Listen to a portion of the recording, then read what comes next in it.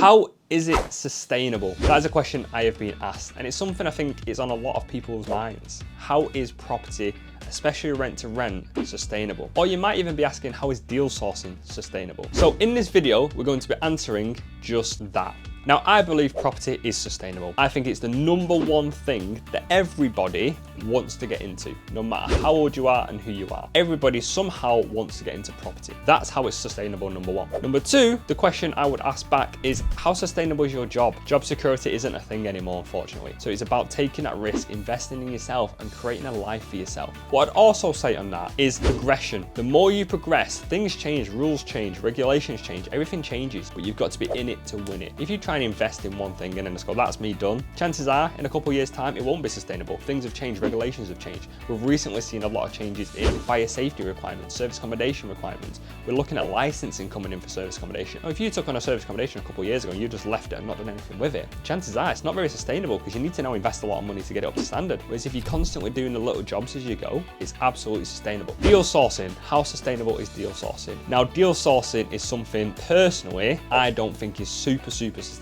If you've got the work ethic and you want to go out there and you want to smash it and you're finding deal after deal after deal and you're selling them, great. There's no reason why you cannot do that. You can sell 5 properties, 5 deals a month. There is no reason why you can't do that. However, it's a lot of hard work, it's a lot of stress. You've really got to be there at everyone's beck and call whenever they need you, i.e. investors and landlords. So although you're working for yourself and you're providing a service, it's kind of like you're working for them. If you've got out of your job to work for yourself, you might not necessarily like that. Don't get me wrong, it's something you might have to do. I had to do it when I started out, and I think it's a really useful skill to know getting into property. However, if I was in a position right now where I needed to make some money, I would absolutely go out and start deal sourcing. Property deal sourcing is one way where you can start making money from next to no money. So that is how it's sustainable from the start. However, long term, I think you need to diversify your portfolio, and this is why I'm a massive fan of taking on both rent-to-rent HMOs and also rent-to-rent serviced accommodations. And if you can mix some deal sourcing in between, life is good. Diversifying your portfolio is key. Do not put all your eggs into one basket, because that, across anything in life, is never sustainable. Hopefully that's answered the question on is it sustainable.